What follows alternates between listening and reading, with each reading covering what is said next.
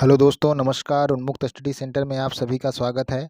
हम लोग टेट और सुपर टेट के लिए पर्यावरण का प्रैक्टिस सेट जारी कर रहे हैं इस चैनल के माध्यम से। और ये हमारा 8वां प्रैक्टिस सेट है जो आपके टेट और सुपर टेट के लिए बहुत ही महत्वपूर्ण है। आइए हम देखते हैं अपना पहला प्रश्न। हमारा पहला प्रश्न क्या है? ठोस वस्तुओं के विषय में असत्य है तो इनका घनत्व काफ़ी कम होता है। ये चीज़ें असत्य हैं, इनका घनत्व अधिक होता है। ठीक है। धातु द्रव के रूप में पाया जाता है। जो पारा धातु है वह द्रव के रूप में पाया जाता है। ठीक है। अगला हमारा प्रश्न है, चमकीली अधातु है। चमकीली अधातु आयोडीन है। आयोडीन जो है चमकीली अधातु है। अगला हमारा प्रश्न है, वह अधातु जो द्रव अवस्था में पाया जाता है। तो ब्रोमीन जो है अधातु है और द्रव अवस्था में पाया जाता है। अगला हमारा प्रश्न है, धातु धातु को चाकू से काटा जा सकता है। सोडियम और पोटेशियम को जो है जो धातु को चाकू से काटा जा सकता है। अगला हमारा प्रश्न है, ठोस अधातु है। ठोस अधातु कार्बन और सल्फर और फास्फोरस है। ठोस अधातु जो है कार्बन, सल्फर और फास्फोरस है। अगला हमारा प्रश्न है, गुण धातुओं में नहीं पाया जाता है। भंगुरता जो है वह भंगुरता जो गुण है तो धातुओं में नहीं पाया जाता है। अगला प्रश्न है, शुष्क बर्फ जो ठोस रूप है। कार्बन डाइऑक्साइड का जो है शुष्क बर्फ जो है कार्बन डाइऑक्साइड का ठोस रूप है। अगला हमारा प्रश्न है, पदार्थ की अवस्था में अणुओं के मध्य की दूरी न्यूनतम होती है।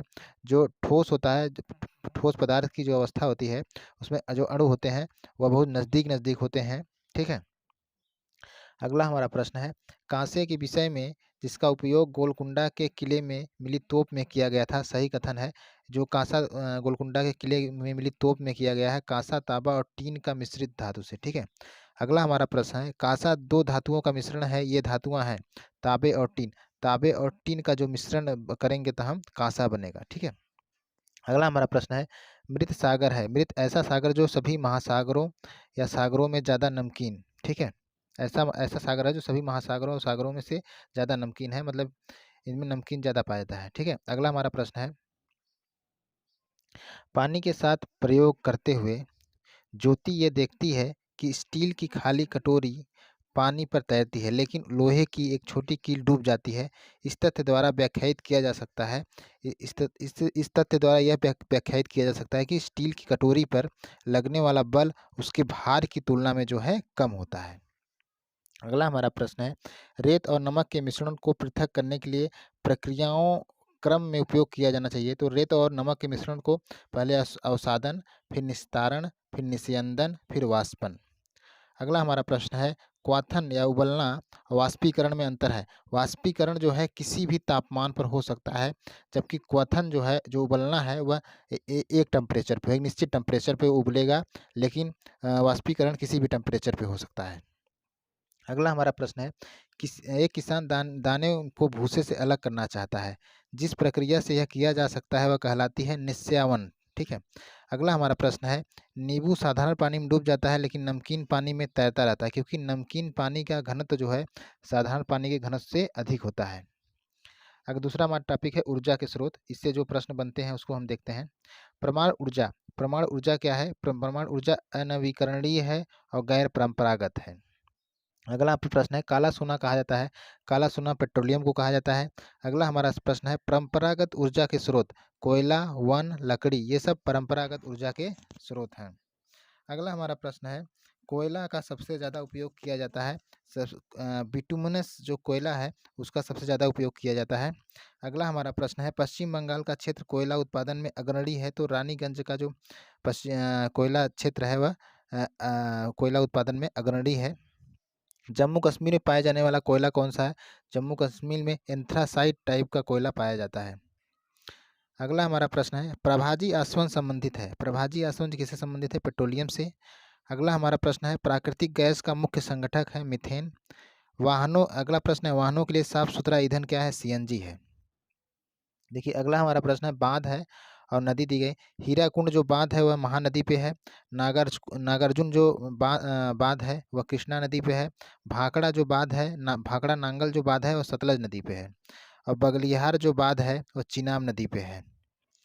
अगला हमारा प्रश्न है, सौर सेल किससे बनते हैं? तो सौर सेल जो है सिलिकॉन गैलियम से बनते हैं। अगला प्रश्न है, किस देशों में सौर ऊर्जा का उपयोग प्रचुर मात्रा में किया जा सकता है? उष्णकटिबंधीय जितने भी देश हैं वहाँ सौर ऊर्जा का उपयोग प्रचुर मात्रा में किया जा सकता है। अगला प्रश्न है, जवाहरलाल नेहरू राष्ट्रीय सोलर मिशन की शुरुआत हुई थी। तो 2011 में जो है जवाहरलाल नेहरू राष्ट्रीय सोलर मिशन की शुरुआत हुई थी। अगला हमारा प्रश्न है, मणिकर्ण, पूगा घाटी, तातापानी, खम्मम। मणिकर्ण, पूगा घाटी, तातापानी, खम्मम संबंधित है भूतापी ऊर्जा से। ठीक है। अगला हमारा प्रश्न है, भारत में थोरियम खनन के लिए प्रसिद्ध जादूगोड़ा राज्य स्थित है। जादूगोड़ा जो राज्य है, जादूगोड़ा जो है वह झारखंड में स्थित है, वह थोरियम खनन के लिए प्रसिद्ध है।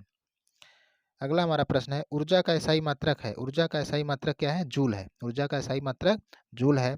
अगला प्रश्न है, प्रकाश ऊर्जा का विद्युत ऊर्जा में, प्रकाश ऊर्जा का विद्युत ऊर्जा में परिवर्तन सौर सेल में होता है, सौर सेल के द्वारा होता है। अगला हमारा प्रश्न है, जो ये काकरापार है ये गुजरात में है, कैगा कहाँ है? कर्नाटक में है, नरौरा जो है उत्तर प्रदेश में है, रावत भाटा कहाँ है? राजस्थान में। याद रखिएगा इसको, ये मिलाने के लिए बहुत आता है। अगला हमारा प्रश्न है, ऊर्जा का अच्छा संसाधन नहीं है पेट्रोलियम। ऊर्जा का अच्छा, पेट्रोलियम जो है ऊर्जा का अच्छा संसाधन नहीं है। अगला प्रश्न है, ऊर्जा का अप्रदूषकारी स्रोत क्या है? सौर ऊर्जा जो है अप्रदूषकारी स्रोत है।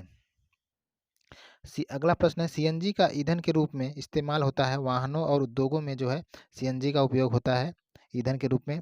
अगला प्रश्न है, एलपीजी का संक्षिप्त रूप, जो इसका फुल फॉर्म क्या होगा? लिक्विफाइड पेट्रोलियम गैस, एलपीजी का। ठीक है। अगला हमारा प्रश्न है, बायोडीजल तैयार किया जाता है। तो बायोडीजल जो है जेट्रोफा के द्वारा तैयार किया जाता है। अगला प्रश्न है, बायोगैस संयंत्र में प्रयोग नहीं होता। बायोगैस संयंत्र में खनिज तेल प्रयोग नहीं होता है। अगला प्रश्न है, सीएनजी संक्षिप्त रूप है। सीएनजी जो है कंप्रेस्ड नेचुरल गैस, इसका जो फुल फॉर्म होगा सीएनजी का कंप्रेस्ड नेचुरल गैस। ठीक है। अगला प्रश्न है, ऊर्जा का नवीकरणीय स्रोत। ऊर्जा का नवीकरणीय स्रोत क्या है? पौधे हैं। आगे बढ़ते हैं। हमारा लास्ट प्रश्न है, दुर्गा एक गांव में रहती है और लकड़ी और गोबर के उपले का ईंधन इस्तेमाल करते हुए चूल्हे पर खाना पकाती है। पिछले दिनों महीने से उसे तेज खांसी आ रही है, इसका कारण हो सकता है?